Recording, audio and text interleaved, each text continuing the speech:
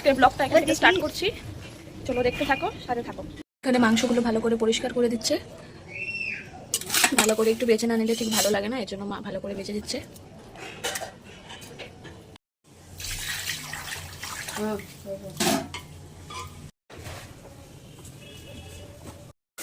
আলুটা ভাজা হয়ে গেছে, মাংসের হলুদ আর লবণ দিয়ে ভালো করে মেখে রেখেছি, এখন এটাকে ভাজবো। একটু ভালো করে ভাজা ভাজা করে নেবো, তাহলে খেতেও ভালো লাগে। আর আমি চিকেনটা একদম সিম্পল করে রান্না করব, কোনো টক দই কিছু দেবো না, শুধু মশলা দিয়ে পেঁয়াজ রসুন এসব দিয়েই করবো। অনেকে যেমন টক দই দেয়, কিন্তু আমি এসব কিছু দেবো না। এখন চিকেনটাকে একটু হালকা করে ভেজে নেবো। পেঁয়াজগুলো কেটে নিয়েছি, বড় বড় করে পেস্ট করে নিয়ে আসবো। এখানে আছে টমেটো, আদা, তারপর রসুন, কাঁচা লঙ্কা, এগুলো সব পেস্ট করে একটা নিয়ে আসবো। ভাজা হয়ে গেছে, এখন এটাকে ভালো করে তুলে হয়ে গেছে, এখন এটাকে তুলে নেবো। ভাজা ভাজা করলে জিনিসটা ভাঙবে না, খেতেও ভালো লাগে। হালকা করে একটু ভেজে নিলে খেতেও ভালো লাগে। আর আমাদের ঘরে যখনই রান্না হয় তখনই আমরা একটু ভেজে নিই। তেজপাতাটা এখন দিয়ে দিলাম, জিরেটা দেবো, এখন সব মশলাগুলো দিয়ে দেবো। এখন সব এই মশলাগুলো দিয়ে দিলাম, ভালো করে লাড়াচাড়া করে নেবো। মশলাগুলোকে এখন সব দিয়ে দিয়েছি, তেজপাতা আর জিরা ফোড়ন দিয়েছি। এখন এটাকে ভালো করে লাড়াচাড়া করবো। এটা ভালো করে তেল ছেড়ে আসলে তারপরে এটা থেকে চিকেনটা দিয়ে দেবো। এখন চিকেনটা দিয়ে দিল, আলুটা আর চিকেনটা এখন দিয়ে ভালো করে লাড়াচাড়া করে নেবো। চিকেনটা আর আলুটা দিয়ে ভালো করে লাড়াচাড়া করে নেবো। এটা এখন ভালো করে তেল ছেড়ে আসবে, তারপরে এটা থেকে জল দেবো, ভালো করে এটাকে কষিয়ে নেব। হ্যাঁ, অনেকে টক দই দেয়, অনেক কিছু দেয়, কিন্তু আমি এতে কোনো কিছুই দিইনি, শুধু মশলা আর হলো পেঁয়াজ রসুন এসব দিয়ে করেছি। তোমরা চাইলে এইভাবে করে দেখতে পারো, খেতে ভালোই লাগে।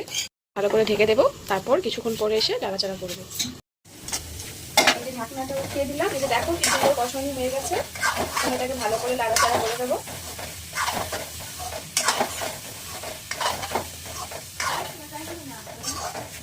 একটু জল দিয়ে দেবো, হয়ে গেছে।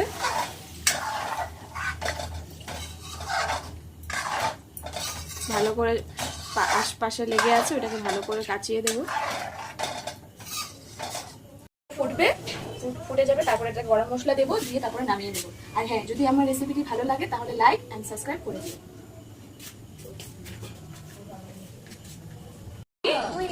বাইরে গিয়েছিলে ঘুরতে? বাইরে গিয়েছিলে? কিভাবে গিয়েছিলে দেখাও, ক্যামেরাতে দেখাও। বাইরে গিয়েছিলে? ও এইভাবে, ও ওখানে বলো এরকম করো, ওখানে ওখানে এরকম করো। হ্যাঁ বলো, লাইক করবে, বলো এরকম করো, এরকম করো। হ্যাঁ, এই যে আমার চিকেনটা হয়ে গেছে, এখন এটাকে নামিয়ে দেবো।